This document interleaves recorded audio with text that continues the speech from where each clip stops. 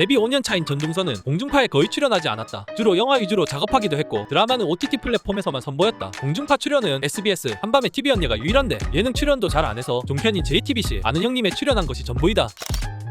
낯가림이 매우 심한 편이다. 수줍음을 많이 타며 MBTI는 ISTP, 혈액형은 A형으로 본인 스스로 트리플 A라고 칭했다. 또한 언론과의 인터뷰 등 때 신중한 모습도 많이 보이는데 의외인 점은 연애 빠진 로맨스의 상대 배우였던 손석구와는 상대적으로 편한 케미를 보여줬다.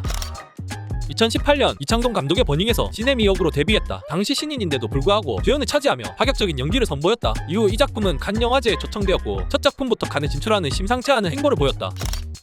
레드카펫에서 상당한 존재감을 드러낸다. 묘한 분위기에 마스크와 더불어 글래머러스한 몸매로 레드카펫 때마다 큰 관심을 받는다. 참고로 전종서의 키는 167cm인데 발 사이즈는 215mm로 매우 작은 편이라고 밝혔다.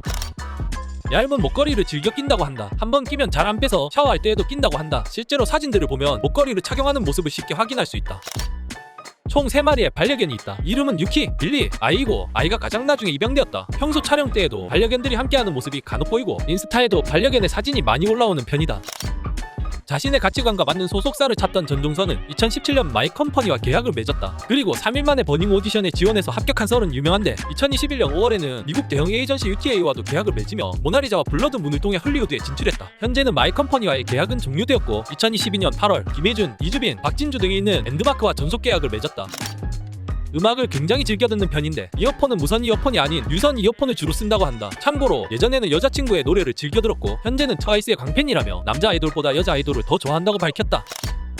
2018년 버닝에서 주연으로 데뷔한 이래 폴, 연애 빠진 로맨스, 종이이즈, 몸값, 모나리자와 블러드문 등 출연하는 모든 작품에서 주연을 맡았다.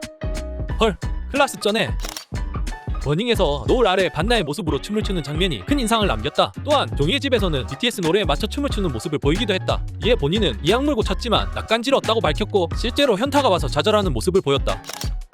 전종서의 두 번째 영화이다. 2020년 넷플릭스를 통해 공개됐으며 전종서는 살인마 영숙 역을 맡아 강한 인상을 남겼다. 또한 이 영화를 통해 전종서는 감독인 이충현 감독과 연인 사이로 발전하였는데 이후 몸값의 리메이크 드라마 발레리나 등 이충현 감독 관련 작품에 쭉 여주인공으로 출연하게 되었다.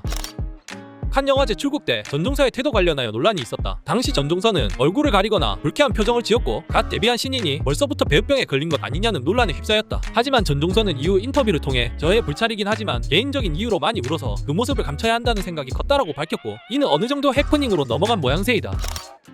전종서의 배역을 보면 대부분 다 생케이다. 유일한 로맨틱 코미디인 연애 빠진 로맨스에서조차 돌직구를 날리는 당돌한 여주인공을 맡았는데 독보적인 연기를 자랑하는 그녀이기에 아마 향후에도 센 캐릭터들 위주로 커리어를 쌓아가지 않을까 싶다.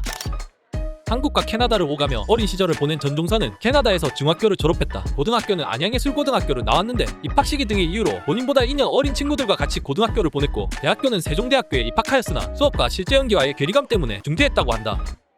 이 정도로 잘 나가는데 학력이 뭐 중요한가?